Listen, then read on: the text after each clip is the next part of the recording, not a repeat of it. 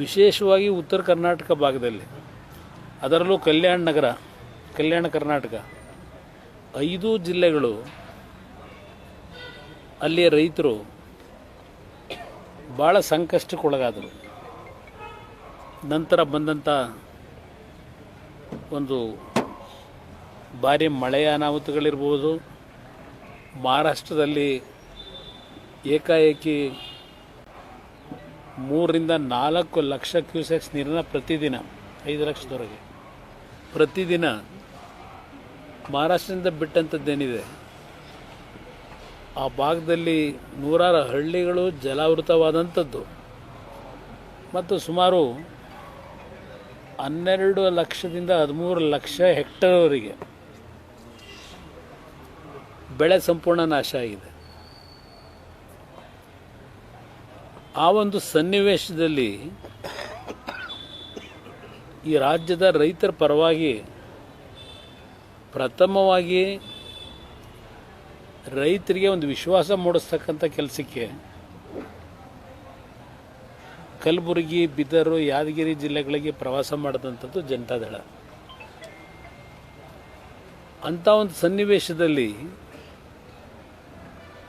ಈ ರಾಜ್ಯದಲ್ಲಿ ಆಡಳಿತ ನಡೆಸ್ತಕ್ಕಂಥ ಪಕ್ಷ ಮತ್ತು ನಮ್ಮ ಸ್ನೇಹಿತರುಗಳು ಸಹ ನಮ್ಮ ಮಿತ್ರ ಪಕ್ಷದಲ್ಲೂ ನಾನು ಗಮನಿಸ್ತಾ ಇದ್ದೆ, ಇಲ್ಲಿ ಯಾವೊಂದು ವಿಷಯದ ಬಗ್ಗೆ ಆಡಳಿತ ಪಕ್ಷ ಗಮನ ಹರಿಸಬೇಕು, ಗಮನ ಹರಿಸ್ತಾ ಇದ್ದಾಗ ವಿರೋಧ ಪಕ್ಷಗಳು ಸಹ ಯಾವ ರೀತಿಯಲ್ಲಿ ಆಡಳಿತ ನಡೆಸ್ತಕ್ಕಂಥ ಸರ್ಕಾರಗಳಿಗೆ ಎಚ್ಚರಿಕೆ ಕೊಡಬೇಕು. ಅದು ಎಲ್ಲೋ ಒಂದು ಕಡೆ ನಾಡಿನ ನಮ್ಮ ಕೃಷಿ ವಲಯದಲ್ಲಿ ನಿರಾಸೆ ಮೂಡಿತು ಅಂತಕ್ಕಂಥದ್ದು ನಾನು ಗಮನಿಸಿರ್ತಕ್ಕಂಥದ್ದು. ನಾನು ಇವತ್ತೇನು ಕಲ್ಯಾಣ ಕರ್ನಾಟಕದ ಬಗ್ಗೆ ಹೇಳ್ತಾ ಇದ್ದೇನೆ, ಬಹುಶಃ ನಿಮ್ಮ ಪಕ್ಕದ ಚಿಕ್ಕಮಗಳೂರು ಜಿಲ್ಲೆ ನಮ್ಮ ರೆಪ್ರೆಸೆಂಟೇಟಿವ್ ಕೂತಿದ್ದಾರೆ ಭೋಜೇಗೌಡರು, 2-3 ಸಲ ಫೋನ್ ಮಾಡಿದ್ದೆ ನಾನು ಅವರಿಗೆ. ಏನು ಪರಿಸ್ಥಿತಿಗಳು ಮೂಡಿಗೆರೆ ಮತ್ತು ಚಿಕ್ಕಮಗಳೂರು ಭಾಗದಲ್ಲಿ ಅಂತ ಹೇಳಿ. ಯಾತಕ್ಕೆ ನಾನು ಹೇಳ್ತಾ ಇದ್ದೇನೆ, ನಾನು ಯಾರನ್ನು ಟೀಕೆ ಮಾಡಬೇಕು ಅಂತ ಅಲ್ಲ. ಕಳೆದ 2.5 ವರ್ಷದಿಂದ ತಾವೆಲ್ಲ ಗಮನಿಸ್ತಾ ಇದ್ದೀರಿ, ತಾವು ಇಂಥ ಒಂದು ಸರ್ಕಾರಗಳ ಕೆಲವು ವಿಷಯಗಳನ್ನು ಬೇರೆ ರೀತಿಯಲ್ಲಿ ಜನರಿಂದ ಮರೆಮಾಚ್ತಕ್ಕಂಥದ್ದಕ್ಕೆ ನಾಡಿನ ಜನತೆಗೆ ಬೇಕಾಗಿರ್ತಕ್ಕಂಥ ವಿಷಯಗಳನ್ನು ಹೊರತುಪಡಿಸಿ ಅವರ ಒಂದು ವೈಫಲ್ಯಗಳನ್ನು ಮುಚ್ಕೊಳ್ಳಿಕ್ಕೆ ಹಲವಾರು ರೀತಿಯಲ್ಲಿ ಸರ್ಕಾರ ನಡ್ಕೊಂಡಂಥ ರೀತಿ ಏನಿದೆ, ನುಡಿದಂತೆ ನಡೆದಿದ್ದೇವೆ ಅನ್ನೋದು ಒಂದು ಭಾಗ. ನಾನು ಇದ್ಯಾವುದೋ ನಮ್ಮ ಗ್ಯಾರಂಟಿ ಸ್ಕೀಮ್ ಬಗ್ಗೆ ನಾನು ಚರ್ಚೆ ಮಾಡಲಿಕ್ಕೆ ಹೋಗಲ್ಲ. ಇವತ್ತು ದೇಶದಲ್ಲೇ ಎಲ್ಲ ಕಡೆ ಪ್ರತಿ ರಾಜ್ಯಗಳಲ್ಲೂ ಇವತ್ತು ಗ್ಯಾರಂಟಿ ಸ್ಕೀಮ್ಗಳು ಕಾಂಪಿಟೇಷನಲ್ಲಿ ನಡೀತಾ ಇದೆ. ನಾನು ಅದ್ರ ಬಗ್ಗೆ ಟೀಕೆ ಮಾಡೋಕ್ಕೆ ಹೋಗಲ್ಲ. ಮಾಡಿ, ನೀವು ಗ್ಯಾರಂಟಿ ಸ್ಕೀಮ್ ಕೊಡ್ತಕ್ಕಂಥದ್ದಕ್ಕೆ ನಾನು ಎಂದೂ ವಿರೋಧ ಮಾಡಿಲ್ಲ ವೈಯಕ್ತಿಕವಾಗಂತ. ಇಲ್ಲ ದುಡ್ಡಿನ ಕೊರತೆ ಬರುತ್ತೆ ಅಂತಲೂ ನಾನು ಹೇಳಿಲ್ಲ. ನಮ್ಮ ರಾಜ್ಯ ಯಾವುದೇ ರೀತಿಯ ಆರ್ಥಿಕವಾಗಿ ಎಷ್ಟೇ ಕಳಪೆ ಸರ್ಕಾರಗಳು ಬಂದರೂ ನಾಡಿನ ಜನತೆ ಸರ್ಕಾರದ ಖಜಾನೆ ತುಂಬಿಸ್ತಕ್ಕಂಥದ್ರಲ್ಲಿ ದೇಶದಲ್ಲಿ ನಮ್ಮ ನಾಡಿನ ಜನತೆ ಸಮರ್ಥರಿದ್ದಾರೆ ಅಂತಕ್ಕಂಥದ್ದು ನನ್ನ ಅಭಿಪ್ರಾಯ. ನಾನು 2 ಅವಧಿನಲ್ಲಿ ಒಂದು ಕಡಿಮೆ ಅವಧಿಯ ಅಧಿಕಾರ ನಡೆಸಿದರೂ ನನಗೆ ನಾಡಿನ ಜನತೆಯ ಬಗ್ಗೆ ಎಳ್ಳಷ್ಟು ಸಂಶಯ ಇಲ್ಲ. ಇವತ್ತು ಈ ಸರ್ಕಾರ ಬಂದ ನಂತರ ಯಾವ್ಯಾವ ಬಾಬ್ತಿಗೆ ಯಾವ್ಯಾವ ರೀತಿ ತೆರಿಗೆಗಳನ್ನು ಹೆಚ್ಚಿಸಿ ಜನಗಳ ಜೋಬಕ್ಕೆ ಕೈ ಹಾಕಿ ಖಜಾನೆ ತುಂಬಿಸ್ಲಿಕ್ಕೆ ಪ್ರಯತ್ನ ಪಟ್ಟರು, ಆ ದುಡ್ಡನ್ನು ಜನತೆ ಕಟ್ಟಂಥದ್ದೇನಿದೆ ಆ ತೆರಿಗೆ ರೂಪದಲ್ಲಿ ಎಷ್ಟರ ಮಟ್ಟಿಗೆ ಗುಣಾತ್ಮಕವಂಥ ಕೆಲಸಗಳಿಗೆ ಅದನ್ನು ವಿನಿಯೋಗ ಮಾಡಿದ್ದಾರೆ, ಎಷ್ಟು ಹಣ ಇವತ್ತು ತೆರಿಗೆ ರೂಪದಲ್ಲಿ ಇವರೇನು ಯಾವ್ಯಾವ ಬಾಪ್ನಲ್ಲಿ ಏರಿಕೆ ಮಾಡಿದರು ಅದರ ಒಂದು ಶ್ವೇತಪತ್ರವನ್ನು ಹೊರಡಿಸಿ ಅಂತ ಹೇಳಿ ನಾನು 5-6 ತಿಂಗಳಿಂದನೇ ಸರ್ಕಾರಕ್ಕೆ ಗಮನ ಸೆಳೆದೆ. ಆದರೆ ಅದರ ಬಗ್ಗೆ ಒಂದು ಸಣ್ಣ ಪದದ ಚಕಾರ ಎತ್ತಲಿಲ್ಲ. ನಾನು ಸರ್ಕಾರಕ್ಕೆ ಸತ್ಯಾಂಶವನ್ನು ಹೊರಗಿಡಿ ಅಂತ ಹೇಳಿದಾಗ ಇವತ್ತು ಈ ಕಾರ್ಯಕ್ರಮಗಳ ಹೆಸರಿನಲ್ಲಿ ಇವತ್ತು ಯಾವೊಂದು ರೀತಿಯಲ್ಲಿ ತೆರಿಗೆ ಹೆಸರಿನಲ್ಲಿ ಒಂದು ರೀತಿ ದರೋಡೆ ಮಾಡಿದ್ದಾರೆ. ಇವತ್ತು ಸಹ ನಾನು ಬೆಳಗ್ಗೆ ಬರಬೇಕಾದ್ರೆ ಒಂದು ದಿನಪತ್ರಿಕೆಯಲ್ಲಿ ಗಮನಿಸಿದೆ.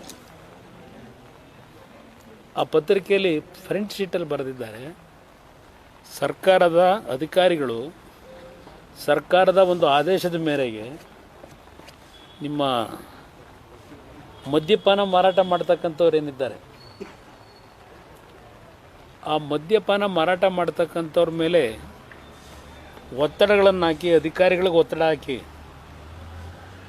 ಇನ್ನೂ ಹೆಚ್ಚಿನ ರೀತಿಯಲ್ಲಿ ಆದಾಯ ತರಲಿಕ್ಕೆ, ಇನ್ನೂ ಹೆಚ್ಚಿನ ಮದ್ಯ ಮಾರಾಟ ಮಾಡ್ತಕ್ಕಂಥದ್ದಕ್ಕೆ ಅಧಿಕಾರಿಗಳ ಮೇಲೆ ಒತ್ತಡ ಹಾಕಿದ್ದಾರೆ. ಆ ಮಾರಾಟ ಮಾಡ್ತಕ್ಕಂಥ ಗುತ್ತಿಗೆದಾರರೇನಿದ್ದಾರೆ ಈ ರೀತಿಯಾದರೆ ನಾವು ಬದುಕೋದೇ ಹೇಗೆ? ನಾವು ಸರ್ಕಾರದ ವಿರುದ್ಧ ಈ ರೀತಿಯ ಅವರ ಒತ್ತಡಕ್ಕೆ ಪ್ರತಿಭಟನೆ ಮಾಡಬೇಕಾಗ್ತದೆ ಅಂತೇಳಿ ಇವತ್ತು ಬೆಳಗ್ಗೆ ಸಹ ಒಂದು ಪತ್ರಿಕೆಯಲ್ಲಿ ಬರೆದಿದ್ದೀರಿ. ಇದು ಈ ಸರ್ಕಾರದ ನಡವಳಿಕೆಯಾಗಿದೆ. ಇದನ್ನು ಅರ್ಥ ಮಾಡ್ಕೋಬೇಕು ಈ ನಾಡಿನ ಜನ. ಯಾವ ರೀತಿಯಲ್ಲಿ ಲೂಟಿ ಆಗ್ತಿದೆ, ಗೈಡೆನ್ಸ್ ವ್ಯಾಲ್ಯೂ. ನಾನು ಬೆಂಗಳೂರಿನ ಗ್ರೇಟರ್ ಬೆಂಗಳೂರು ಗಿಬಿ ಆಮೇಲೆ ಮಾತಾಡೋಣ ನಿಧಾನಕ್ಕೆ. ಇವಂಥವು ಸುರಂಗ ಮಾರ್ಗಗಳು ಏನೋ ಹೇಳ್ಕೊಂಡಿದ್ದಾರೆ, ಅದೆಲ್ಲ ಮಾಡಲಿಕ್ಕೆ ಹೊರಟುಬಿಟ್ಟಿದ್ದಾರೆ. ಅದನ್ನು ನೋಡಿ ನಾವೆಲ್ಲ ಏನೋ ಅಸೂಯೆ ಪಡ್ತಾ ಇದ್ದೇವೆ. ಮನಸ್ಸಿನಲ್ಲಿ, ಹೃದಯದಲ್ಲಿ ನಮಗೆ ಸಂಕಟ ಪ್ರಾರಂಭ ಆಗಿದೆ ಅಂತ ಹೇಳ್ತಾರೆ. ಈಗ ಇವರೇನು ಹೇಳ್ತಾ ಇದ್ದಾರೆ ಈ ಸರ್ಕಾರದಲ್ಲಿ ಕಳೆದ ಒಂದು ತಿಂಗಳಿಂದ, ಸುರಂಗ ಮಾರ್ಗ ಇರಲಿ, ಔಟರ್ ಪೆರಿಫೆರಿಯಲ್ ರಿಂಗ್ ರೋಡ್ ಇರಲಿ ಬೆಂಗಳೂರು ನಗರದಲ್ಲಿ, ಇದು ಎಲ್ಲದಕ್ಕೂ 2006-7 ನಾನು ಏನು ತೀರ್ಮಾನಗಳನ್ನು ತೆಗೆದುಕೊಂಡಿದ್ದೆ, ಇವತ್ತು 14 ವರ್ಷ ಆಗಿದೆ. ಆ ತೀರ್ಮಾನಗಳು ಈಗ ಅದೇನೋ ರೀಲ್ ಮಾಡ್ತಾರೆ ಅಂತಾರಲ್ಲ, ಆ ರೀಲ್ನ ಈಗ ಅದನ್ನು ಅವತ್ತು ನಾನು ಘೋಷಣೆ ಮಾಡಿದ್ದು, ಮಾಡಬೇಕು ಅಂತ ತೀರ್ಮಾನ ಮಾಡಿದ್ದು 20 ತಿಂಗಳಲ್ಲಿ, ಅದನ್ನು ಈಗ ರೀಲ್ ಮಾಡೋಕೆ ಹೊರಟವ್ರೆ. ಹಾಂ, ಇದು ಯಾಕೆ ಹೇಳ್ತೀನಿ ಅಂದರೆ, ಸರ್ಕಾರ ಮನಸ್ಸು ಮಾಡಿದ್ರೆ ಯಾವುದೇ ಕೆಲಸಗಳು ಅಸಾಧ್ಯ ಇಲ್ಲ ನನ್ನ ಅಭಿಪ್ರಾಯದಲ್ಲಿ. ನಾವು ಅಸೂಯೆ ಪಡೋದ್ರಿಂದ ನಾಡಿನ ಜನತೆಗೇನು ದೊರಕಲ್ವಲ್ಲ, ನನಗೇನು ದೊರಕ್ತದೆ ಅಸೂಯೆ ಪಟ್ಟರೆ? ಆ ಪದ ಬಳಕೆ ಮಾಡಿರ್ತಕ್ಕಂಥ ವ್ಯಕ್ತಿಗೆ ಹೇಳ್ತೀನಿ, ಮೊನ್ನೆ ಬಂದಿಲ್ಲ ಅದೆಂಥದೋ ಪಾಪ, ಅದೆಂಥ ಸ್ತೋತ್ರ ಖಡ್ಗಾಮೃತವೋ ಅದೆಂತ ಪಾಪ ಮಾಡಿದ್ದಾರೆ. ಪ್ರತಿಯೊಬ್ಬ ಮನುಷ್ಯನಿಗೆ ಜೀವನದಲ್ಲಿ ಏನಾದರೂ ಒಂದು ಸಾಧನೆ ಮಾಡಬೇಕು ಅಂತಕ್ಕಂಥದ್ದು ಎಲ್ಲರಲ್ಲೂ ಬಯಕೆ ಇರ್ತದೆ. ನಾನು ಅದು ಮಾಡಿದ್ದಕ್ಕೆ ತಪ್ಪು. ಈಗ ನಾವು ಪೂಜೆ ಮಾಡ್ತೀವಿ. ಈಗ ನನ್ನ ಆರೋಗ್ಯ ಸರಿಯಾಗಬೇಕು ಅಂತೇಳಿ ಲಕ್ಷಾಂತರ ಜನ ಪೂಜೆ ಮಾಡಿಸಿದ್ದಾರೆ. ನಾನು ಪೂಜೆ ಮಾಡ್ತಕ್ಕಂಥ ವಿಷಯದಲ್ಲಿ ಲಘುವಾಗಿ ಮಾತನಾಡಲಿಕ್ಕೂ ಹೋಗೋದಿಲ್ಲ. ಆದರೆ ಇದೇನೋ ಭಕ್ತರು, ಇದೇನೋ ದೇವಿಗೂ ನನಗೂ ಸಂಬಂಧ ಇವೆಲ್ಲ ಹೇಳ್ತಾರಲ್ಲ, ಆ ಪದ ಬಳಕೆಯಲ್ಲಿ ಶುದ್ಧತೆ ಇಲ್ಲದೆ ಇದ್ದರೆ, ಆ ಪದ ಬಳಕೆಗೆಲ್ಲ ಏನಿದೆ ಅದರಲ್ಲಿ ಯಾವುದೇ ರೀತಿಯ ಒಂದು ಅಶುದ್ಧತೆ ಇಲ್ಲದೆ ಶುದ್ಧತೆಯಿಂದ ಕಾರ್ಯವನ್ನು ನಿರ್ವಹಣೆ ಮಾಡೋದಾದರೆ ಆ ಭಗವಂತ ಕೊಡ್ತಾನೆ. ಪಾಪ ಭಗವಂತ ಕೊಟ್ಟಾಗ ಉಪಯೋಗ ಮಾಡಿ. ಈಗ ಭಗವಂತ ಕೊಟ್ಟಿಲ್ವ? ಈಗ ಉಪಮುಖ್ಯಮಂತ್ರಿಗಳಿದ್ದೀರಿ, ಇದೇನೋ ಪಾಪ ಕಳೆದ ಚುನಾವಣೆಯಲ್ಲಿ ಪೇಪರು ಪೆನ್ನು ಕೊಡಿ ಅಂತ ಅಂದ್ರಿ. ಪೇಪರು ಪೆನ್ನು ಕೊಟ್ಟು 2.5 ವರ್ಷ ಆಯಿತು. ಪೇಪರು ಪೆನ್ನು ಕೊಟ್ಟು. ಬರೀ ಸುಳ್ಳು ಹೇಳೋದು ಬಿಟ್ಟರೆ ಏನು ಹೇಳಿದಿರಿ? ಈಗ ಈ ರಾಜ್ಯದಲ್ಲಿ ಜನಗಳ ಕಷ್ಟಗಳ ಬಗ್ಗೆ ಚರ್ಚೆ ಇಲ್ಲ, ಜನಗಳ ಬದುಕೇನಾಗಿದೆ ಅಂತ ಚರ್ಚೆ ಇಲ್ಲ. ಯಾವುದೋ ಮುಖ್ಯಮಂತ್ರಿ ಪದವಿ ಅದೇ ಒಂದು ದೊಡ್ಡ ಒಂದು ಚರ್ಚೆಗೆ ಗ್ರಾಸವೇನಾಗಿದೆ. ನಾನು ಈ ಸರ್ಕಾರಕ್ಕೆ ಹೇಳ್ತಕ್ಕಂಥದ್ದು, ಕಾಂಗ್ರೆಸ್ ನಾಯಕರಿಗೆ ಹೇಳ್ತಕ್ಕಂಥದ್ದು, ದಯವಿಟ್ಟು ಈ 2.5 ವರ್ಷ ಕಾಲ ಕಳೆದಿದ್ದು ಸಾಕು. 2.5 ವರ್ಷ ನೀವು ಯಾವ್ಯಾವ ರೀತಿ ನಡ್ಕೊಂಡಿದ್ದೀರಿ. ನನಗೆ ಸದ್ಯ ದಿನಗಳಲ್ಲಿ ನಾನು ಪ್ರೆಸ್ ಮೀಟು ಮಾಡ್ತಾ ಇರಲಿಲ್ಲ. ಆದರೆ ಈಗಿನ ಒಂದು ಪರಿಸ್ಥಿತಿಗಳಲ್ಲಿ ಜನತೆಯನ್ನು ನಾವು ಎಚ್ಚರಿಸದೇ ಇದ್ದರೆ ನಾವು ಎಲ್ಲೋ ವೈಫಲ್ಯತೆಯ ಒಂದು ಒಳಗಾಗ್ತಕ್ಕಂಥದ್ದೇನಿದೆ. ಸರ್ಕಾರಕ್ಕೆ ಹಿತವಚನ ಹೇಳ್ತಾ ಇದ್ದೇನೆ, ಅಧಿಕಾರ ಯಾರಪ್ಪನ ಆಸ್ತಿ ಅಲ್ಲ.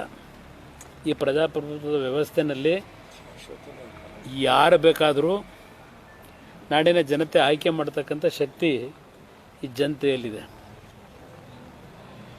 ಇವತ್ತು ಬರೀ ಇದು ಯಾವುದೋ 5 ಗ್ಯಾರಂಟಿ ಕೊಟ್ಟ ತಕ್ಷಣ ಎಲ್ಲರ ಬದುಕು ಇವತ್ತು ಉತ್ತಮವಾದ ಪರಿಸ್ಥಿತಿಲಿದೆ ಅಂತ ಹೇಳೋಕ್ಕಾಗಲ್ಲ. ಅದರ ಅನುಭವ ನಾನು ಪ್ರತಿದಿನ ನೋಡ್ತೇನೆ.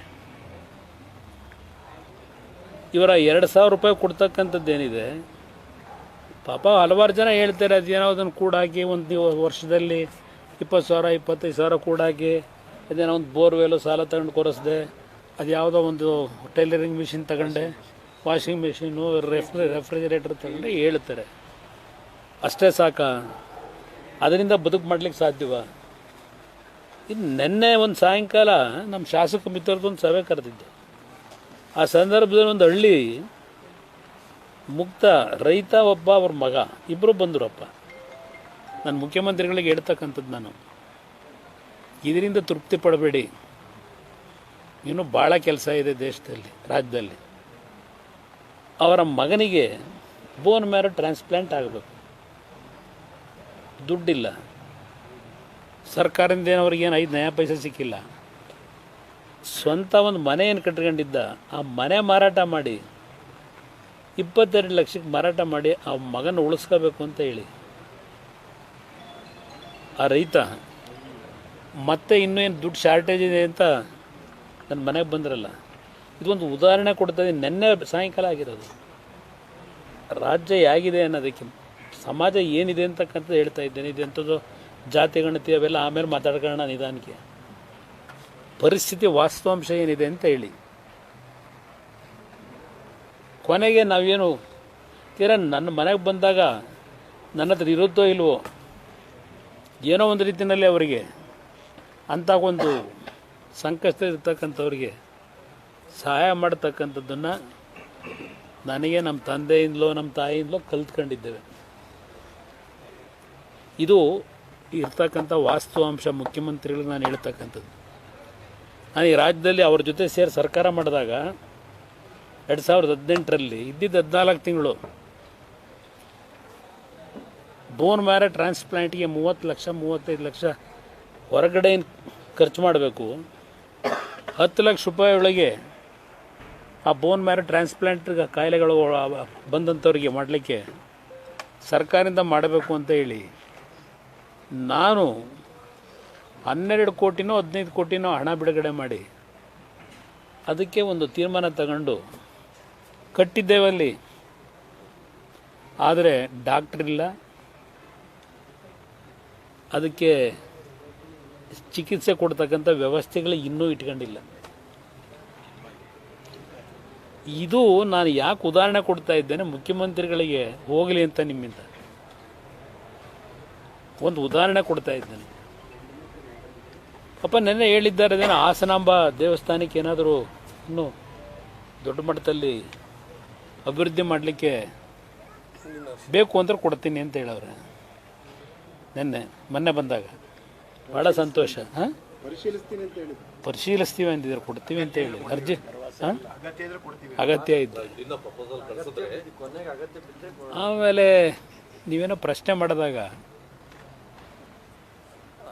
JDS ಪಕ್ಷ ಇದ್ದಾಗ ಜನತಾದಳ ಇದ್ದಾಗ BJP ಇದ್ದಾಗ ಅವರೆಷ್ಟು ಕೊಟ್ಟವ್ರೆ ಅಭಿವೃದ್ಧಿಗೆ ಶಾಸಕರಿಗೆ ಅಂತಕ್ಕಂಥ ಒಂದು ಪ್ರಶ್ನೆ ಮಾಡಿದ್ದಾರೆ ಮುಖ್ಯಮಂತ್ರಿಗಳು. ನಾನು ಮುಖ್ಯಮಂತ್ರಿಗಳಿಗೆ ಸವಾಲಾಗ್ತಕ್ಕಂಥದ್ದು ಓಪನ್ ಚರ್ಚೆಗೆ ನಾನು ಸಿದ್ಧ ಇದ್ದೇನೆ. ನಾನು ಸ್ವತಂತ್ರವಾಗಿ ಈ ನಾಡಿನ ಜನ 5 ವರ್ಷದ ಸರ್ಕಾರ ನನಗೆ ಕೊಟ್ಟಿಲ್ಲ. ನಾನು ಸರ್ಕಾರ ಕೆಲವು ಭಾಗದಲ್ಲಿ 38 ಜನ 40 ಜನ ಗೆಲ್ಲಿಸಿದಾಗ ಏನು ಸರ್ಕಾರ ಮಾಡಿದ್ದೆ. 2006-7 ಮೊನ್ನೆ ಯಾರೋ ಬಂದವರು ಹೇಳ್ತಾ ಇದ್ರು ಕೃಷ್ಣದೇವರಾಯನ ಕಾಲದ ಆಡಳಿತ ಏನು ಅನ್ನೋದನ್ನ ನೀವು ತೋರಿಸಿದ್ರಿ ಅಂದರು. ಈಗ ಸರ್ಕಾರಕ್ಕೆ ಕೆಲವು ಅವರಿಂದ ಅಭಿವೃದ್ಧಿಗೆ ಬಗ್ಗೆ ಕೆಲವು ಇನ್ಫ್ರಾಸ್ಟ್ರಕ್ಚರ್ ಬಿಲ್ಡಪ್ಗೆ ಅವರಿಂದಲೂ ಮಾಹಿತಿ ತಗೋತಾ ಇದ್ದಾರೆ ಅವರು.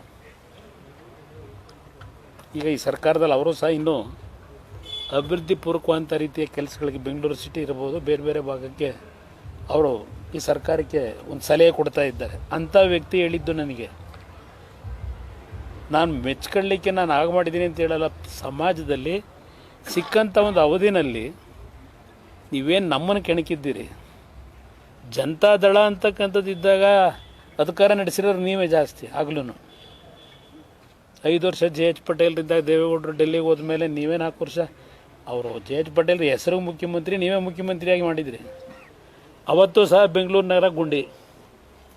ಇವತ್ತು ನನಗೆ ಜ್ಞಾಪಕದಲ್ಲಿದೆ, ಜನ ಮಾತಾಡ್ತಾ ಇದ್ದಿತ್ತು 1995 ದೇವೇಗೌಡರು ಡೆಲ್ಲಿಗೆ ಹೋದ್ಮೇಲೆ ಯಾವ ಮಟ್ಟದ ಆಡಳಿತ ಕೊಟ್ಟಿದ್ರಿ. ಅವತ್ತು ಬೆಂಗಳೂರು ನಗರದ ನಾಗರಿಕರು ಈಗ ಗುಂಡಿ ಬಗ್ಗೆ ವಿಶ್ವದಲ್ಲಿ ಚರ್ಚೆ ನಡೀತಾ ಇದೆಯಲ್ಲ, ಆಗಲೂ ಇದೇ ಕತೆ ನಡೆಸಿದ್ರಿ ನೀವು. ಇವತ್ತು ನಮ್ಮ ಕಣ್ಣು ಮುಂದೆ ಇದೆ. 2018 ರೈತರ ಸಾಲ ಮನ್ನಾ ಮಾಡಿ ಒಂದೊಂದು ಕ್ಷೇತ್ರಕ್ಕೆ ನಾನು ಎಷ್ಟು ಹಣ ಕೊಟ್ಟಿದ್ದೀನಿ ನಿಮ್ಮ ಹತ್ರ ಮಾಹಿತಿ ಇಲ್ಲ. ನಿಮ್ಮ ಮನೆಗೆ ಬಂದು ಕೊಟ್ಟೆ ನಾನು. ಕಾಂಗ್ರೆಸ್ ಶಾಸಕರಿಗೆ 19,000 ಕೋಟಿ ಕೊಟ್ಟೆ 14 ತಿಂಗಳಲ್ಲಿ ಅಭಿವೃದ್ಧಿಗೆ.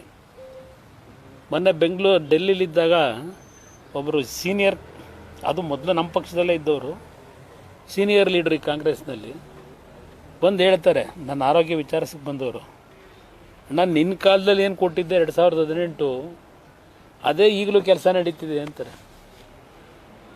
ಇದು ನಾನು ಯಾವ ರೀತಿ ನಡ್ಕೊಂಡಿದ್ದೀನಿ ಸಿದ್ದರಾಮಯ್ಯನವರೇ, ಲಘುವಾಗಿ ಮಾತನಾಡಬೇಡಿ. ಸರ್ಕಾರದಲ್ಲಿ ಯಾವ್ಯಾವ ವರ್ಷ ಯಾವ್ಯಾವ ರೀತಿ ಹಣವನ್ನು ಹಂಚಿಕೆ ಮಾಡಿದ್ದೇವೆ ಮಾಹಿತಿ ಇದೆ, ಅಲ್ಲಿ ಯಾವ ರೀತಿ ಇದೆ ಅಂತೇಳಿ. ಇವತ್ತು ಹೇಳ್ತೀನಿ, ಕಾರ್ಯಕ್ರಮಗಳು ಕೊಟ್ಟು ಸಹ ಈ ಸರ್ಕಾರಕ್ಕೆ ಶಕ್ತಿ ಕೊಟ್ಟಿದ್ದಾರೆ ಜನ, ದುಡ್ಡು ಕೊಟ್ಟಿದ್ದಾರೆ. ಅದರಿಂದ ಈಗ ನೋಡಿ, ಅದೇನೋ ಇಲ್ಲೂ ಘೋಷಣೆ ಮಾಡೋದ್ರೇನ ಪಾಪ, ಅದೆಂಥದ್ದು ನಮ್ಮ ರೈತರಿಗೀಗ 17,500, 25,000, 31,000 ಸ್ಟೇಜನ್ನು ಹೇಳ್ಬಿಟ್ಟು ಹೋಗೋರಲ್ಲ. ತೋಟಗಾರಿಕೆ ಬೆಳೆ, ನೀರಾವರಿ ಬೆಳೆ, ಡ್ರೈಲ್ಯಾಂಡ್ ಬೆಳೆ, ಇದಕ್ಕೆಲ್ಲ ಹೇಳೋರಲ್ಲ 8,000 ಜಾಸ್ತಿ ಸಿಗ್ತದೆ ಅಂತೇಳಿ. ಇನ್ನೂ ಸಿಗಬೇಕಲ್ಲ ಅಲ್ಲಿ ರೈತನಿಗೆ. ಕೇಂದ್ರ ಸರ್ಕಾರಕ್ಕೆ ಒಂದು ವೀಕ್ಷಣೆ ಮಾಡಲಿಕ್ಕೆ, ಒಂದು ವರದಿ ತಗೊಳ್ಳಿಕ್ಕೆ ಕೇಂದ್ರ ಸರ್ಕಾರದ ಅಧಿಕಾರಿಗಳು ಕಳಿಸಿ ಅಂತ ಇವತ್ತಿನವರೆಗೂ ಕೊಟ್ಟಿದ್ದೀರೋ ಇಲ್ಲೋ ಗೊತ್ತಿಲ್ಲ ಅರ್ಜಿನ. ಇಲ್ಲ ನಿಮ್ಮ ಅಧಿಕಾರಿಗಳು ರೈತರಿಗೆ ಇವೇನು ಬೆಳೆ ಹಾಳಾಗಿದೆ ಆ ಬೆಳೆ ಕಿತ್ತಾಕ್ಬಿಡಿ, ಹಿಂಗೆ ಇರಬೇಕು ಅಂತಾರಂತೆ ಉತ್ತರ ಕರ್ನಾಟಕದಲ್ಲಿ. ಈಗ ಹಿಂಗಾರು ಮತ್ತೆ ಪ್ರಾರಂಭ ಆಗುತ್ತೆ. ಆ ಬೆಳೆ ಅಂತೂ ಹೋಯ್ತು, ಸರ್ವನಾಶ ಆದರು ರೈತರು. ಈಗ ಮತ್ತೊಂದು ಬೆಳೆ ಬೆಳೀತಾರೆ, ಅದನ್ನು ಈಗ ಹಾಕೋದು ಹೆಂಗೆ? ಇನ್ನೂ ಇವರು ಇದನ್ನೇ ನಡೆಸಲಿಲ್ಲ ಸಮೀಕ್ಷೆನ. ಇನ್ನು ಕೆಲವರು ಅಧಿಕಾರಿಗಳು ನಿಮ್ಮ ತೋಟದ ಜಮೀನಿನಲ್ಲಿ ಏನೇನಾಗಿದೆ ಅಂತೇಳಿ ನೀವೇ ಒಂದು ಸಮೀಕ್ಷೆ ಮಾಡ್ಕೊಂಡು ಅದೇನೋ ಒಂದು ವರದಿ ತಂದು ಕೊಡಿ ಅಂತಾರಂತೆ ಅಧಿಕಾರಿಗಳು. ಇದು ಆಡಳಿತದ ವ್ಯವಸ್ಥೆ. ಏನು ದೇವರಾಜ ಅರಸು ಅವರ ದಾಖಲೆ ಮುರಿದ ತಕ್ಷಣ ಹೆಸರು ಉಳಿಯಲ್ಲ ಸಿದ್ದರಾಮಯ್ಯನವರೇ. ನೀವು ಇರೋಷ್ಟು ದಿವಸ ಏನು ಮಾಡಿದ್ರಿ ಅನ್ನೋದು ಉಳಿಯೋದು. ಈಗೇನೋ 4 ಜನ ಅದೇಂಥದ್ದು 2,000 ಫ್ರೀ ಬಸ್ಸು ಸಿಕ್ತು ಅಂತೇಳಿ ಯಾರಾದರೂ ಪಾಪ ಮುಗ್ಧ ಜನ ಮಾತಾಡ್ಬೋದು. ಆದರೆ ಶಾಶ್ವತವಾದ ಕೆಲಸಗಳು ಎಷ್ಟರ ಮಟ್ಟಿಗೆ ನೀವು ಮಾಡಿದ್ದೀರಿ ಅಂತಕ್ಕಂಥ ಪ್ರಶ್ನೆ ಈಗಾಗಲೇ ಶುರುವಾಗಿದೆಯಲ್ಲ ಬೆಂಗಳೂರು ನಗರದಲ್ಲಿ. ಯಾವುದಕ್ಕೂ ಉತ್ತರ ಕೊಡೋ ಶಕ್ತಿ ನಿಮಗಿಲ್ಲ. ಮೊನ್ನೆ ಒಬ್ಬ ಇವರು ಹೇಳ್ತಾರೆ, ಕೈಗಾರಿಕೋದ್ಯಮಿ, ಸರ್ ನಮಗೆ ತಮಿಳುನಾಡಿನಲ್ಲಿ ಅಲ್ಲೆಲ್ಲೋ ಆಂಧ್ರ ಪ್ರದೇಶದಲ್ಲಿ ಸಬ್ಸಿಡಿ ಕೊಡ್ತೀವಿ ಬನ್ನಿ ಅಂತಾರೆ, ನೀವಿಲ್ಲೇನು ನಮಗೆ ಎನ್ಕರೇಜ್ಮೆಂಟ್ ಕೊಡ್ತಾ ಇಲ್ಲ ಅಂತ. ಅಲ್ಲಿ ಕೊಡ್ತಾರೆ ಅಂದ್ರೆ ಅಲ್ಲೇ ಹೋಗಿರಿ, ಇಲ್ಲೇ ಹಾಕಿದ್ದೀರಿ ಅಂತ ಲಘುವಾಗಿ ಮಾತನಾಡಿದ್ರೆ ಯಾರು ನಿಮ್ಮನ್ನು ನಂಬ್ತಾರೆ? ಅದರಿಂದ ತಿತ್ಕೊಳ್ಳಿ, ಇನ್ನು 2.5 ವರ್ಷ ಇದೆ, ನೀವು ತಿಳ್ಕೊಂಡಿರ್ಬೋದು ಆ ದುಡ್ಡು ಏನು ಅಪಮಾರ್ಗದಲ್ಲಿ ಮಾಡಿದಿರಲ್ಲ, ಅದೇ ಮತ್ತೆ ಇನ್ನೂ ಒಂದು ಬಾರಿ 2 ಬಾರಿ ಇನ್ನೂ 10 ವರ್ಷ 15 ವರ್ಷ ಬರ್ತೀವಿ ಅಂತ ಹೇಳಿ ಯಾವ ಕಾರಣಕ್ಕೂ ಸಾಧ್ಯ ಇಲ್ಲ. ಮುಂದಿನ ಚುನಾವಣೆ ಯಾವ ಮಟ್ಟಿಗೆ ತಗೊಂಡು ಹೋಗ್ತಾರೆ ಅಂತಕ್ಕಂಥದ್ದನ್ನು ಅಟ್ಲೀಸ್ಟ್ ಕೂತ್ಕೊಂಡು ಕಾಮಾಗಿ ಚರ್ಚೆ ಮಾಡ್ಕೊಳ್ಳಿ. ನಿಮ್ಮಲ್ಲಿ ಇದ್ಯಾವುದೋ ಚರ್ಚೆ ಮಾಡ್ತಿರಲ್ಲ, ಮುಖ್ಯಮಂತ್ರಿ ಸ್ಥಾನ ನವಂಬರಿಗೆ ಬರ್ತದೋ ಡಿಸೆಂಬರಿಗೆ ಬರ್ತದೋ ಅದೆಲ್ಲ ಆಮೇಲೆ ಬರೋದು ಬಂದ್ಕೊಳ್ಳಿ. ಆದರೆ ಪರ್ಮನೆಂಟಾಗಿ ನೀವು ಹೋಗ್ತಿರಲ್ಲ, ಜನ ತೀರ್ಮಾನ ತಗೋತಾರಲ್ಲ, ಅದು ಆಗ ಡ್ಯಾಮೇಜ್ಗಿಂತ ಮುಂಚೆ ಸರಿಪಡಿಸ್ಕೊಳ್ಳೋಕ್ಕಾದರೂ ಯೋಚನೆ ಮಾಡ್ಕೊಳ್ಳಿ. ಆಮೇಲೆ ಇವೆಲ್ಲ ಅಧಿಕಾರ ಹಸ್ತಾಂತರ ಆಮೇಲೆ ಮಾಡ್ಕೊಳ್ಳಿ. ನಾನು ಅದು ಯಾವುದ್ರ ಬಗ್ಗೆನೂ ಇಂಪಾರ್ಟೆನ್ಸ್ ಕೊಡಲ್ಲ, ಅದರ ಅವಶ್ಯಕತೆ ಇಲ್ಲ ನಮಗೆ. ಅದರಿಂದ ಇವತ್ತು ಇದನ್ನೆಲ್ಲವನ್ನು ನಾನೇನು ನೋಡ್ತಾ ಇದ್ದೀನಿ, ಆ ನಿಟ್ಟಿನಲ್ಲಿ ನಾನು ಸರ್ಕಾರಕ್ಕೆ ಈಗಲೂ ಸಹ ಎಚ್ಚರಿಕೆ ಕೊಡ್ತಾ ಇದ್ದೇನೆ. ನೀವೇನು ಆ ದುರಾಂಕಾರದಲ್ಲಿದ್ದೀರಿ, ಆ ದುರಾಂಕಾರ ಸ್ವಲ್ಪ ಇಳಿರಿ ನೆಲಕ್ಕೆ. ಆಕಾಶದಲ್ಲೇ ಇದ್ರೂ ಗೊತ್ತಾಗಲ್ಲ, ಸ್ವಲ್ಪ ನೆಲಕ್ಕೆ ಇಳಿದು ಓಡಾಡಿದ್ರೆ ಜನಗಳ ಮಧ್ಯದಲ್ಲಿ ಆಗ ನಿಜವಾದ ಇದು ಗೊತ್ತಾಗ್ತದೆ. ಎಷ್ಟು ಜನ ಮಂತ್ರಿಗಳು ಎಷ್ಟು ದಿವಸ ನಿಮ್ಮ ಕ್ಷೇತ್ರಗಳಿಗೆ ಹೋಗಿದ್ದೀರಿ? ಎಷ್ಟು ದಿವಸ ಹೋಗಿ ಜನಗಳ ಜೊತೆಲಿ ಕಷ್ಟ ಸುಖ ಕೇಳಿದ್ದೀರಿ? ಈ ಹಿನ್ನೆಲೆಯಲ್ಲಿ ಇವತ್ತು ಸರ್ಕಾರಕ್ಕೆ ಎಚ್ಚರಿಕೆ ಕೊಡಲಿಕ್ಕೆ ಬಯಸ್ತೀನಿ. ಅಷ್ಟು ಸುಲಭ ಇಲ್ಲ, ನೀವು ತಿಳ್ಕೊಂಡಿರ್ಬೋದು. JDS ಇನ್ನೂ ನಾವು ಜನಗಳ ಜೊತೆಯಲ್ಲಿ ಈ ವಿಶ್ವಾಸದಲ್ಲಿ ನಾವೇನು ಬಂದಿದ್ದೇವೆ, ನಮ್ಮನ್ನೇ ನೀವೇನು ಅಷ್ಟು ಸುಲಭವಾಗಿ ನಾಶ ಮಾಡಲಿಕ್ಕೂ ಏನಾಗೋದಿಲ್ಲ. ಇವತ್ತು ಮೈತ್ರಿಯ ಒಂದು ಹೊಂದಾಣಿಕೆಯಲ್ಲಿ ನಾವು ಹೋಗ್ತಾ ಇರತಕ್ಕಂಥ ಉದ್ದೇಶವೇ ಈ ರಾಜ್ಯದ ಒಂದು ಆಡಳಿತ ವ್ಯವಸ್ಥೆ ಸರಿಪಡಿಸಬೇಕು ಅಂತಕ್ಕಂಥ ದೃಷ್ಟಿಯಿಂದ ನಾವು ಈ ಮೈತ್ರಿನಲ್ಲಿ ಮುಂದುವರೆದಿದ್ದೀವಿ. ಯಾವುದೇ ಕಾರಣಕ್ಕೂ ಇಂಥ ಕೆಟ್ಟ ಸರ್ಕಾರ ನೀವು ಬೆಂತಟ್ಕೋಬೋದು, ನೀವು ಬೆಂತಟ್ಟ ತಕ್ಷಣ ನೀವು ಮಾಡಿದ್ದೆಲ್ಲ ಸರಿಯಾಗಿದೆ ಅಂತೇಳಿ ನೀವು ತಿಳ್ಕೊಂಡಿರ್ಬೋದು. ಆದರೆ ಇರ್ತಕ್ಕಂಥ ಗ್ರೌಂಡ್ ರಿಯಾಲಿಟಿನೇ ಬೇರೆ. ಅದರಿಂದ ನಮ್ಮ ಪಕ್ಷ ಈಗಾಗಲೇ ನಿನ್ನೆ ಒಂದು ಸುದೀರ್ಘವಾದ ಸಭೆ ಮಾಡಿದ್ದೇವೆ. ಇಡೀ ರಾಜ್ಯದಲ್ಲಿ ಪಕ್ಷದ ಸಂಘಟನೆಗೆ ಇವತ್ತು ಯಾವ ರೀತಿ ಚಾಲನೆ ಕೊಡಬೇಕು ಅಂತಕ್ಕಂಥದ್ದು ಸುದೀರ್ಘವಾಗಿ ನಿನ್ನೆ ಚರ್ಚೆ ಮಾಡಿದ್ದೇವೆ. ನಾನು ಸಹ ಇನ್ನೊಂದು 15 ದಿವಸಗಳ ನಂತರ, ದೀಪಾವಳಿ ನಂತರ ಇಡೀ ರಾಜ್ಯದಲ್ಲಿ ಪುನಃ ನನ್ನ ಪಕ್ಷದ ಕಾರ್ಯಕರ್ತರಿಗೆ ವಿಶ್ವಾಸ ಮೂಡಿಸ್ತಕ್ಕಂಥ ಜನತೆಗೆ ವಿಶೇಷವಾಗಿ ನಮ್ಮ ಕೃಷಿ ವಲಯಕ್ಕೆ ಒಂದು ಆತ್ಮವಿಶ್ವಾಸ ಮೂಡಿಸ್ತಕ್ಕಂಥ ರೀತಿಯಲ್ಲಿ ಸಂಘಟನೆಗೆ ಚಾಲನೆ ಕೊಡ್ತಕ್ಕಂಥ ನಿರ್ಧಾರ ನಿನ್ನೆ ದಿನ ಮಾಡಿದ್ದೆ.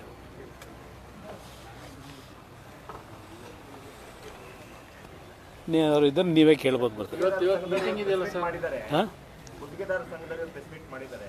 ಈ ಸರ್ಕಾರದಲ್ಲಿ ಕಮಿಷನ್ ತುಂಬಾ ಜಾಸ್ತಿ ಆಗಿದೆ, ಆದರೆ 60% 80% ನಾವೇನು ಹೇಳಿಲ್ಲ. ಆದರೆ ಯಾವುದೇ ಹಣ ಬಿಡುಗಡೆ ಮಾಡದಲ್ಲೇ ಸಣ್ಣ ಪುಟ್ಟ ಗುತ್ತಿಗೆದಾರರು ಆತ್ಮಹತ್ಯೆ ಮಾಡ್ಕೊಳ್ಳೋ ನಿರ್ಮಾಣ ಆಗಿದೆ. ಅದರಲ್ಲಿ ಯಾವುದೇ ಸಂಶಯ ಇಲ್ಲ. ಸ್ವಾತಂತ್ರ್ಯ ಪೂರ್ವದಲ್ಲೂ ಸಹ ಈ ಭ್ರಷ್ಟಾಚಾರ ಅಂತಕ್ಕಂಥದ್ದು ಅವತ್ತೂ ನಡೆದಿದೆ, ಸ್ವಾತಂತ್ರ್ಯ ಬಂದ ನಂತರವೂ ನಡೀತಾನೆ ಇದೆ. ಎಲ್ರಿಗೂ ಈ ಸತ್ಯ ಗೊತ್ತಿರೋದೆ,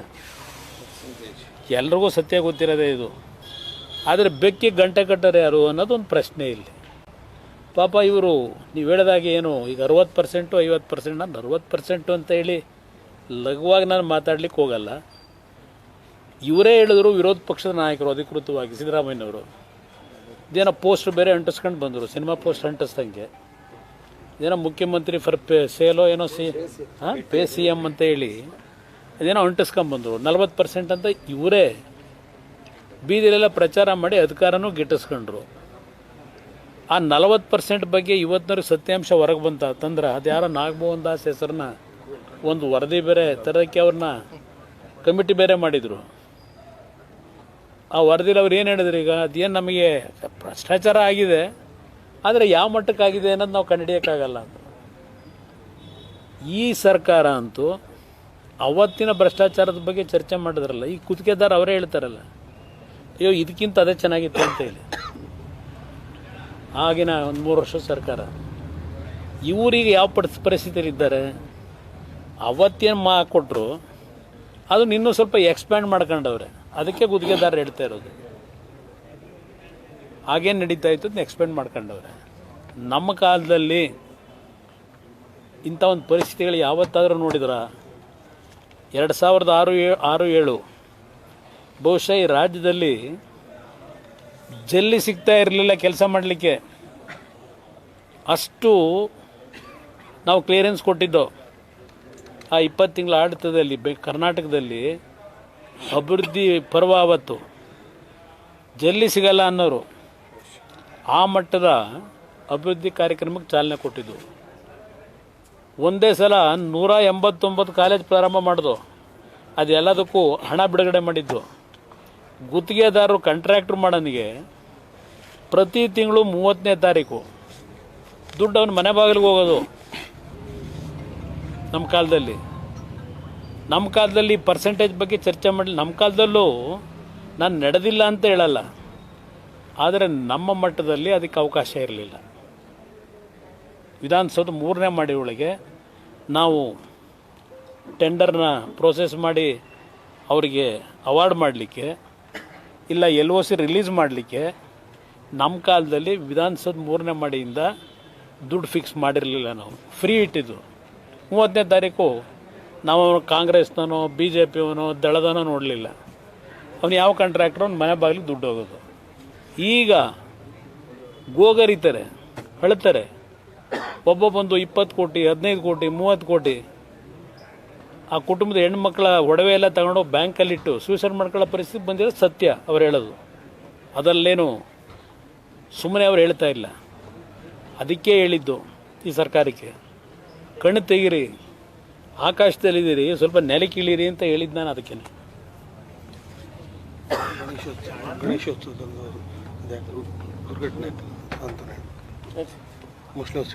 ಆಮೇಲೆ ಒಂದು ಹಳೆ ಸುದ್ದಿ, ಅದು ಜಾಲೆ ದೇವೇಗೌಡರು ಬಂದರು, ನಿಖಿಲ್ ಕುಮಾರಸ್ವಾಮಿನೂ ಬಂದರು. ಫೋನ್ ಮಾಡಿ ಹೇಳಿದ್ರಲ್ಲ, ನಾನು ಅಲ್ಲಿಂದಲೇ ಫೋನ್ ಮಾಡಿ ಸ್ವರೂಪವ್ರಿಗೆ ಮಾತನಾಡೋದು. ಮೊನ್ನೆ ಇತ್ತೀಚೆಗೆ ಮಸ್ಲೆ ಹೊಸಳ್ಳಿ ದುರ್ಘಟನೆ, ನಾನು ಸ್ವರೂಪ್ ಅವ್ರಿಗೂ ಮಾತಾಡಿ ಅವತ್ತು ರಾತ್ರಿನೇ ನಿಖಿಲ್ ಕುಮಾರಸ್ವಾಮಿ ಅವರಿಗೆ ನಾನು ಆಸ್ಪತ್ರೆಯಲ್ಲಿದ್ದೆ, ತಕ್ಷಣ ಹೋಗಪ್ಪ ಅದು ಏನೇನಿದೆ ಪರಿಸ್ಥಿತಿ ನೋಡು ಅಂತ ಹೇಳಿ ಅವರು 12 ಗಂಟೆ ರಾತ್ರಿಗೆ ಅವರೇ ಬಂದರು. ಮಾರನೇ ದಿವಸ ದೇವೇಗೌಡರು ಬಂದು ಅವರೇ ಆಸ್ಪತ್ರೆಗೆಲ್ಲ ಭೇಟಿ ಮಾಡಿದ್ದೇನೆ. ಅದು ನಮ್ಮ ಧರ್ಮ, ನಾವು ಮಾಡಬೇಕಂತ ಸಂದರ್ಭದಲ್ಲಿ ನಮ್ಮ ಜವಾಬ್ದಾರಿ ನಿರ್ವಹಿಸಿದ್ವಿ. ಬಟ್ ಆ ಕುಟುಂಬಗಳಿಗೆ ಆ ಭಗವಂತ ಶಕ್ತಿ ಕೊಡಬೇಕು. ಯಾಕೆಂದರೆ ಕೆಲವು ಇಂಜಿನಿಯರಿಂಗ್ ಮಾಡ್ತಾ ಇದ್ದಂಥ ಮಕ್ಕಳು ಇಂಜಿನಿಯರಿಂಗ್ ಫೈನಲ್ ಇಯರ್ ಮಾಡಿರ್ತಕ್ಕಂಥ ಮಕ್ಕಳೇ. ಆ ಕುಟುಂಬಗಳ ಪರಿಸ್ಥಿತಿ ಹಣದ ಮುಖಾಂತರ ನಾವು ಅವರಿಗೆ ಏನೋ ಒಂದು ಆರ್ಥಿಕ ನೆರವು ಕೊಟ್ಟು ಅಂತೇಳಿ ಆ ಕುಟುಂಬದ ನೋವನ್ನು ನಾವು ಸರಿಪಡಿಸೋಕ್ಕೆ ಸಾಧ್ಯ ಇಲ್ಲ. ಆದರೆ ಇಂಥ ಘಟನೆ ಆಗ್ಲಿಕ್ಕೆ ಅವಕಾಶ ಆಗದಾಗ ನೋಡ್ಕೋಬೇಕಷ್ಟು. ಹೇಳಿ ಬ್ರದರ್. ಸರಿ, ಆಳಂದ ಕ್ಷೇತ್ರದಲ್ಲಿ ಮತಗಳ್ಳತನ ಅಂತ ರಾಹುಲ್ ಗಾಂಧಿ ಆರೋಪ ಮಾಡಿದ್ರು. SIT ನೇತೃತ್ವದಲ್ಲಿ ದೊಡ್ಡ ಮಟ್ಟದ ದಾಳಿ ಮಾಡಿದ್ದಾರೆ. ಸುಮಾರು 100-150 ಜನ ಪೊಲೀಸರು ತಗೊಂಡೋಗಿ BJP ಮಾಜಿ ಶಾಸಕರ ಮನೆ ಮೇಲೆ SIT ದಾಳಿ ಮಾಡಿ. ಈಗ ನಾನು ಕೇಳ 136 ಸೀಟ್ ಇವ್ರು ಗೆದ್ರಲ್ಲ ಕಾಂಗ್ರೆಸ್ನವರು. ಚುನಾವಣಾ ಫಲಿತಾಂಶ ಬರೋದಕ್ಕಿಂತ ಮುಂಚೆನೇ ಈಗಿನ ಉಪಮುಖ್ಯಮಂತ್ರಿ ನಾವು 136 ಸೀಟ್ ಗೆಲ್ತಾ ಇದ್ದೀವಿ ಅಂತ ಹೇಳಿದ್ರಲ್ಲ. ಯಾವ ಕಳ್ಳತನ ಮಾಡಿ 136 ಸೀಟು ಅಂತ ಹೇಳಿದ್ರು?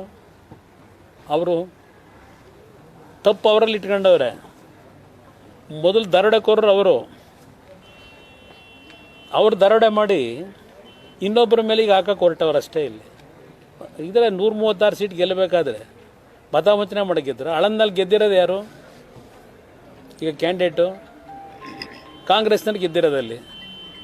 ಹಾಗಿದ್ರೆ ಮತಗಳತನ ಮಾಡಿದರೆ BJP ಅಭ್ಯರ್ಥಿ, ಕಾಂಗ್ರೆಸ್ ಅಭ್ಯರ್ಥಿ ಎಲ್ಲಿಂದ ಗೆಲ್ಲರು? ಇದನ್ನೇ ನಾನು ಹೇಳಿದ್ದು. ಈ ಸರ್ಕಾರಕ್ಕೆ ಇವತ್ತು ಜನಗಳ ಕಷ್ಟ ಸುಖ ನೋಡೋದಕ್ಕೆ ಅವ್ರು ತಯಾರಿಲ್ಲ.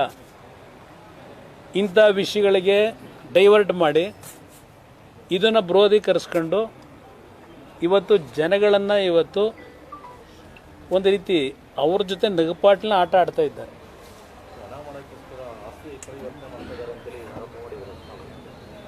ಯಾವ್ದು? ಓ, ಎ ಖಾತೆ ಬಿ ಖಾತೆ. ದಯವಿಟ್ಟು ನೀವೆಲ್ಲ ಯೋಚನೆ ಮಾಡಬೇಕು ಅದ್ರ ಬಗ್ಗೆ. ಸ್ಟೋರಿನ ತಾವು ಜನಗಳ ಮುಂದೆ ಇಡೋದು ಒಳ್ಳೆಯದು ನನ್ನ ಅಭಿಪ್ರಾಯದಲ್ಲಿ. ಯಾಕೆ ಅಂದರೆ ಇವತ್ತು ಇಡೀ ರಾಜ್ಯದಲ್ಲಿ ರೆವಿನ್ಯೂ ಸೈಟ್ಗಳನ್ನು ಕನ್ವರ್ಟ್ ಮಾಡ್ಕೊಂಡು ಸೈಟ್ ಮಾಡ್ತಕ್ಕಂಥ ಭೂಮಿ ರೈತರ ಭೂಮಿನ ಇಡೀ ರಾಜ್ಯದಲ್ಲಿ ನೋಡ್ತಾ ಇದ್ದೀವಿ. ಎಲ್ಲೋದ್ರೂ ಎಲ್ಲೋ ಈಗ ಬರ್ಬೇಕಾದ್ರೆ ನಾನು ನೋಡಿದೆ, ಯಾರೋ ಎಚ್ ಡಿ ದೇವೇಗೌಡ ಬಡಾವಣೆ ಅಂತ ಹೇಳಿ ಗೋಲ್ಡನ್ ಇದರಲ್ಲಿ ಹಾಕೊಂಡಿರೋದು ನೋಡಿದೆ ಬರಬೇಕಾದ್ರೆ. ಇವತ್ತು ಇಡೀ ದೇಶದಲ್ಲೇ ನಡೀತಿದೆ. ನಾನು ಎ ಖಾತೆ ಬಿ ಖಾತೆದು ವಿತ್ ಡಾಕ್ಯುಮೆಂಟ್ರಿ ಎವಿಡೆನ್ಸ್ಗಳೇ ಬೆಂಗಳೂರಿನಲ್ಲಿ ಒಂದು ದೊಡ್ಡ ಕಾನ್ಫರೆನ್ಸ್ ಪ್ರೆಸ್ ಮೀಟ್ ಮಾಡಬೇಕು ಅಂತ ಇದ್ದೆ. ಕಾರಣ, ಈಗ ಒಂದು ಉದಾಹರಣೆ, ಬೆಂಗಳೂರು ನಗರದಲ್ಲೇ ಯಾವುದೋ ಒಂದು ಏರಿಯಾದಲ್ಲಿ ಒಬ್ಬ ಬಿಲ್ಡರು 5 ಎಕರೆ ಭೂಮಿನ ರೈತನಿಂದ ತಗೊಂಡು ರೆವಿನ್ಯೂ ಸೈಟ್ ಕನ್ವರ್ಟ್ ಮಾಡಿ 30-40 ಸೈಟನ್ನು ಒಂದು 15,000 20,000 ಮಾರಾಟ ಮಾಡ್ತಾನೆ. ಇದು ಇರ್ತಕ್ಕಂಥ ಪರಿಸ್ಥಿತಿ ನಡ್ಕೊಂಬಂದಿರೋದು ಮೊದಲಿಂದನು. ಆ 15-20,000ಕ್ಕೆ ಅವನು ಕಾರ್ಪೊರೇಷನಿಂದ ನೀರಿನ ಕನೆಕ್ಷನ್ ತಗೊಂಡವನೇ, ಎಲೆಕ್ಟ್ರಿಸಿಟಿ ಕನೆಕ್ಷನ್ ತಗೊಂಡವನೇ, ರೆವಿನ್ಯೂ ಸೈಟ್ಗೇನೆ ಕಾರ್ಪೊರೇಷನ್ಗೆ ಪ್ರತಿ ವರ್ಷ ದುಡ್ಡು ಕಟ್ಟವನೇ ಆ ಆಸ್ತಿದು. ಈಗ ಅದೇನೋ ಎ ಖಾತೆ ಬಿ ಖಾತೆ, ದೀಪಾವಳಿ ಉಡುಗೊರೆ ಕೊಡ್ತಾವ್ರಲ್ಲ ಈ ಸರ್ಕಾರದಲ್ಲಿ, ಬಿ ಖಾತೆಯಿಂದ ಎ ಖಾತೆ ಮಾಡ್ಕೊಳ್ಳಿ ಅಂತ ಹೇಳಿ. ಅದರಿಂದ ಇವನಿಗೇನು ಸಿಗ್ತದೆ? ಬಿ ಖಾತೆಯಿಂದ ಎ ಖಾತೆ ಹೋದಾಗ ಈಗ ಹಾಂ ಅವರಿಗೆ ದರೋಡೆ ಮಾಡೋಕ್ಕೆ ಒಳ್ಳೆ ಅವಕಾಶ ಇದು. ಪತ್ರಿಕೆಯಲ್ಲಿ ನೀವೇ ಬರೆದಿದ್ದೀರಿ, ಇನ್ನು 7.5 ಲಕ್ಷ ಬಿ ಖಾತೆಯಲ್ಲಿ ಹೋಲ್ಡರ್ಸ್ ಅವರೇ ಅಂತ ಹೇಳಿ. ಆಮೇಲೆ ಅದೇನೋ ಇದೆ, ಸರ್ಕಾರದ ಆದೇಶದೆಲ್ಲ ತರಲಿಲ್ಲ ಇಲ್ಲಿ. ನಾನು ಬೆಂಗಳೂರಿನಲ್ಲೇ ಒಂದು ಪ್ರೆಸ್ ಮೀಟ್ ಮಾಡ್ತೀನಿ ತಿರುವಾಗ. ಅಯ್ಯೋ ರಾಮನೇ, 1 ನಿಮಿಷ ಬ್ರದರ್. ಸ್ಪೆಸಿಫಿಕ್ ಅವರ ಪರಮೇಶ್ವರನ ಮಂತ್ರಿ ಅಂತ ಕರಿತೀರಾ? ಏನು ಗೊತ್ತಿದೆ ಅವರಿಗೆ? ಇಲ್ಲಿ ಕಣ್ಣು ಕಟ್ದಂಗಿದೆ ಇವ್ರ ಆದೇಶಗಳು. ಇಲ್ಲಿ ಏನು ಹೇಳ್ತಾರೆ, ಅದೆಂಥದ್ದು ಬಿ ಖಾತೆಯಿಂದ ಎ ಖಾತೆ ಮಾಡ್ತೀವಿ, 100 ದಿವಸ ಸಮಯ ಕೊಟ್ಟಿದ್ದೀವಿ, ನೀವು ಒಂದು ಅರ್ಜಿ ಹಾಕೋದಕ್ಕೆ 500 ರೂಪಾಯಿ ಕಟ್ಟು ಒಂದು ಅರ್ಜಿ ಹಾಕಿ, ಆಮೇಲೆ ಅದೇನೋ ಆನ್ಲೈನು ಇದರೊಳಗೆಲ್ಲ ಏನೋ ಎಲ್ಲ ನಿಮ್ಮ ಇದನ್ನು ಫೀಡ್ಬ್ಯಾಕ್ ಮಾಡಿ ನಿಮ್ಮ ಎಲ್ಲ ವಿವರಣೆನ. ಅದ್ರ ಜೊತೆಗೆ ಈಗ ಏನು ಗೈಡೆನ್ಸ್ ವ್ಯಾಲ್ಯೂ ಮಾಡೋರಲ್ಲ, ಗೈಡೆನ್ಸ್ ವ್ಯಾಲ್ಯೂ ಇವತ್ತು 3 ಪಟ್ಟು 4 ಪಟ್ಟು ಜಾಸ್ತಿ ಮಾಡಿದ್ದು ಯಾವಾಗ? ಕಳೆದ ವರ್ಷ 2 ಬಾರಿ ಮಾಡಿದ್ರು ಸರ್ಕಾರ ಬಂದ ಮೇಲೆ. ಈ ಸರ್ಕಾರ ಬಂದ ಮೇಲೆ 2 ಬಾರಿ ಮಾಡವ್ರೆ. ಅವರೆಲ್ಲರ ಡೆವಲಪರ್ಸ್ಗಳು ಅವ್ರು ಕೇಳಿ ಹೇಳ್ತಾರೆ. ಇರಲಿ. ಈಗ ಬ್ರದರ್ ನೀವು ಹೇಳಿದ್ರಲ್ಲ, ಈಗ ಗೈಡೆನ್ಸ್ ವ್ಯಾಲ್ಯೂ ಅಷ್ಟು ಜಾಸ್ತಿ ಮಾಡಿ 5% ಗೈಡೆನ್ಸ್ ವ್ಯಾಲ್ಯೂ ದುಡ್ಡು ಕಟ್ಟಿ ಅಂತವ್ರೆ. ಈಗ 30-40 ಸೈಟು 4-12 ಅಡಿ. ಇವರು ಒಂದು ಅಡಿಗೆ ಈಗ ಇವರೇ ಮಾಡಿರೋ ಗೈಡೆನ್ಸ್ ವ್ಯಾಲ್ಯೂ 5,000 ರೂಪಾಯಿನಿಂದ 35,000-40,000 ರೂಪಾಯಿ ಇವರೇ ಮಾಡವ್ರೆ ಒಂದು ಅಡಿಗೆ.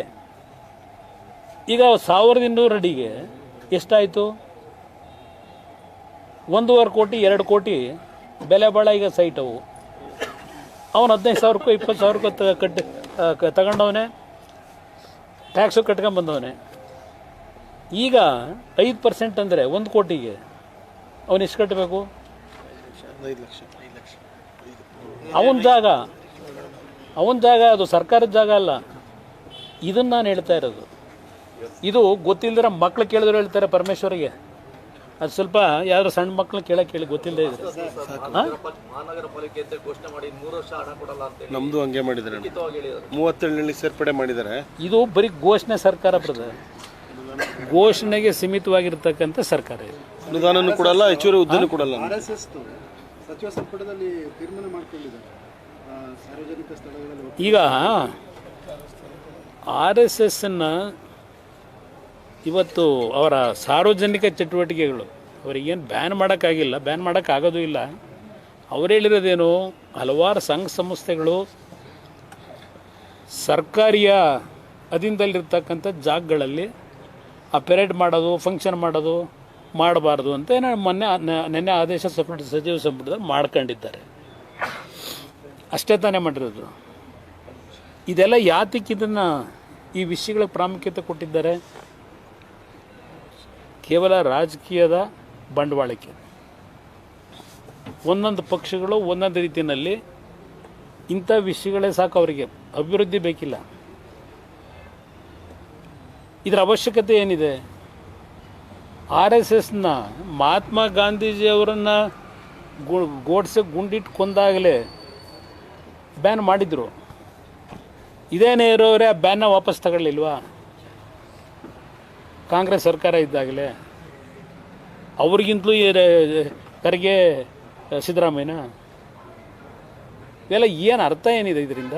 ಇದು ಒಟ್ಟಾರೆ ಸಮಾಜದಲ್ಲಿ ಸಂಘರ್ಷಗಳು, ಸಮಾಜದಲ್ಲಿ ಒಬ್ರಿಗೊಬ್ಬರಿಗೆ ವಿಶ್ವಾಸದ ಕೊರತೆ ಮೂಡಿಸ್ತಕ್ಕಂಥದ್ದು ಮತ್ತು ಸಾರ್ವಜನಿಕರನ್ನ ದಾರಿ ತಪ್ಪಿಸಿ ಇವ್ರ ತಪ್ಪುಗಳನ್ನು ಮುಚ್ಕೊಳ್ತಕ್ಕಂಥದ್ದಕ್ಕೆ ಈ ಸರ್ಕಾರ ಇಂಥ ವಿಷಯಗಳಿಗೇ ಕಳೆದ 2.5 ವರ್ಷದಿಂದ ಈಗ ಅದು ಎಂಥದ್ದು ನಿಮ್ಮ ಧರ್ಮಸ್ಥಳ ತಲೆಬುರುಡೆ ನಾವು ತಂದ್ವು ವಿರೋಧ ಪಕ್ಷಗಳು.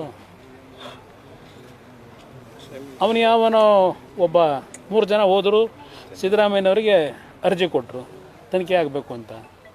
ಅರ್ಜಿ ಕೊಟ್ಟು ಪುಣ್ಯಾತ್ಮರು ಅವ್ರು ಏನಾದರೂ ಆ SIT ಮಾಡ್ತೀನಿ ಅಂತ ಹೇಳಿದ್ರಲ್ಲ ಸಿದ್ದರಾಮಯ್ಯನವರು, ಆ ಅರ್ಜಿ ಕೊಟ್ಟರು ಏನು ಕೊಡಲೇ ಇಲ್ಲ. ಅವರು ಇವನು ಯಾರನ್ನ ಸೃಷ್ಟಿ ಮಾಡ್ಕೊಂಡ್ರು, ಚಿನ್ನಯ್ಯನ ಬುರುಡೆ ಅಂತೇಳಿ ಇಡೀ ರಾಜ್ಯದ ಜನಕ್ಕೆ ಎಷ್ಟು ತಿಂಗಳು ನಡೆಸಿದ್ರು. ಇದು ಬೇರೆ ವಿಷಯವೇ ಇಲ್ಲ.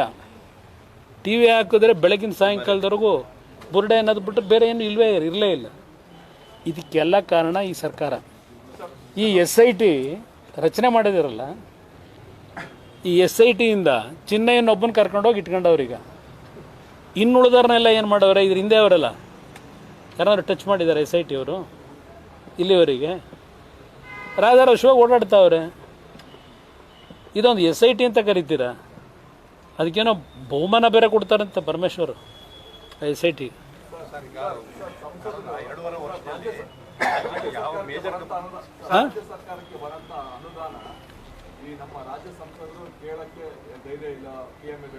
ಒಂದು ನಿಮಿಷ ನನಗೆ ಮೊನ್ನೆ ಇಲಾಖೆ ಹೆಸರು ಬೇಡಿ, ಕೇಂದ್ರ ಸರ್ಕಾರದ ಪಾಲು ದುಡ್ಡು ಬಂದಿದೆ.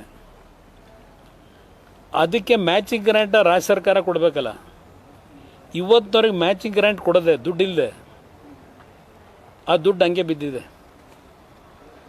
ಇದು ಈ ಸರ್ಕಾರದ ಯೋಗ್ಯತೆ. ನಮಗೆ ಶಕ್ತಿ ಇದೆಯೋ ಇಲ್ವೋ, ಧೈರ್ಯ ಇದೆಯೋ ಇಲ್ವೋ, ಅವ್ರತ ನಾವು ಪ್ರದರ್ಶನ ಮಾಡಬೇಕಾ? ತಾಕತ್ತು ದಮ್ಮನ ಮೊದಲು ನೀವು ಸರಿಯಾಗ್ರಪ್ಪ ಅಂತ ಅದಕ್ಕೆ ಹೇಳ್ತಿರೋದು ನಾನು. ಕೇಂದ್ರ ಸರ್ಕಾರ ಕೊಡೋ ದುಡ್ಡನ್ನ ಬೇರೆ ಕಡೆ ಡೈವರ್ಟ್ ಮಾಡ್ಕೊಳ್ಳೋದು, ಇಲ್ಲ ಮಾಡೋ ಶಕ್ತಿ ಇಲ್ಲದೆ ಮ್ಯಾಚಿಂಗ್ ಗ್ರಾಂಟ್ ಕೊಡೋಕ್ಕಾಗದೆ ಆ ಕೆಲಸಗಳನ್ನೇ ನಿಲ್ಲಿಸೋದು, ಈ ಕೆಲಸ ಮಾಡ್ಕೊಂಡು ಹೋಯ್ತಾವ್ರೆ. ಉದಾಹರಣೆ ಕೊಡಬಲ್ಲೆ ಏನೇನಾಗಿದೆ ಅಂತ. ಮೊನ್ನೆ ಕೂಡ ಒಂದು ಗೂಗಲ್ ಆರ್ಟಿಫಿಷಿಯಲ್ ವಿಶಾಖಪಟ್ಟಣಕ್ಕೆ ಹೋಯ್ತು. ಏನು ಸರ್ ಕಾರಣ? ಇಲ್ಲೇನು ಇನ್ಫ್ರಾಸ್ಟ್ರಕ್ಚರ್ ಇಲ್ವಾ? ಅಂದರೆ ಶಿವಕುಮಾರ್ ಅವರು ಹೇಳಿಕೆ ಕೊಟ್ಟವರಲ್ಲ ಸಚಿವ, ನಮಗೇನು ಇವರದಲ್ಲ ಅವಶ್ಯಕತೆ ಇಲ್ಲ, ಹೋಗ್ಬೋದು ಅಂತೇಳಿ. ಏನು ಫ್ಲಡ್ ಬಂದಾಗ ಬದ್ದಾವ್ರಂತಲ್ಲ ಇಲ್ಲಿ ನೀವು ಇನ್ವೆಸ್ಟ್ಮೆಂಟ್ ಮಾಡೋಕ್ಕೆ. ನೀವು ನೋಡಿದ್ರೆ ಈಗ ಹೇಳ್ತೀರಿ, ಅವ್ರು ನೋಡಿದ್ರೆ ಫ್ಲಡ್ ಬಂದಂಗೆ ಬರ್ತಾಯಿದೆ ದುಡ್ಡು ಇನ್ವೆಸ್ಟರ್ಸ್ದು ಅಂತ. ನನಗಿಲ್ಲ ಅವೆಲ್ಲ. ಸದ್ಯ ನಮ್ಮ ಕ್ರಾಂತಿ ಭ್ರಾಂತಿ ಎಲ್ಲ ನಾವು ಸರಿ ಮಾಡ್ಕೊಂಡ್ರೆ ಸಾಕಾಗಿದೆ. ನಾವು ಅವ್ರ ಕ್ರಾಂತಿ ಕಟ್ಕೊಂಡು ಏನು ಅದು ಅದು ಅದು ಸಿದ್ದರಾಮಯ್ಯನವ್ರ ಗಣತಿ. ನಿಜವಾದ ಜಾತಿ ಗಣತಿ, ನಿಜವಾದ ನನಗೆ ಅವ್ರನ್ನ ಕೇಳಬೇಕು ನೀವು. ಯಾವುದೋ ನಿಜವಾದ ಜಾತಿ ಗಣತಿ ಅಲ್ಲ, ಸಿದ್ದರಾಮಯ್ಯನವ್ರ ಜಾತಿ ಗಣತಿ ಅದಷ್ಟೇ. ಹಾಂ, ಇವತ್ತು ಒಂದು ಸುಮ್ಮನೆ ಕ್ಲೋಸ್ ಡೋರ್ ಮೀಟಿಂಗ್ ಇಟ್ಕೊಂಡಿದ್ದೀವಿ. ಅರಸೀಕೆರೆ ಒಂದೇ ಅಲ್ಲಣ್ಣ, ಇಡೀ ರಾಜ್ಯದಲ್ಲಿ ಅಟ್ರಾಸಿಟಿ ಕೇಸ್. ನೆನ್ನೆ ರಾತ್ರಿ ಒಂದು ಪಾವಗಡದ ಒಂದು ಅಟ್ರಾಸಿಟಿ ಕೇಸ್ ಇಟ್ಕೊಂಡು ಪಾಪ ಜನ ಎದ್ರಕೊಂಡು ಓಡ ಬಂದ್ರು ಹಳ್ಳಿಯವರು. ಅದೇನು ಮಾಡೋಕ್ಕಾಗಲ್ಲ. ಇನ್ನೊಂದು 2 ವರ್ಷ ನಾವು ಕಾಯಲೇಬೇಕು. Thank you brother, thank you. ಭಾಳ ಹೊತ್ತು ಮಾತಾಡ್ಬಿಟ್ಟಿದ್ದೀನಿ ಅಂದರೆ ಸ್ವಲ್ಪ ನಾನು ತಾಕತ್ತು ಬಂದಿದೆ ಅಂತ ಅನ್ನೋದು ಹೇಳೋಕ್ಕೆ ಮಾಡಿ. ಅಲ್ಲ ಅವ್ರದ್ದು ಊಟ ಆಗಿತ್ತಲ್ಲ ಅದಕ್ಕೆ ಥ್ಯಾಂಕ್ ಯು. ಹಾಸನಾಂಬೆ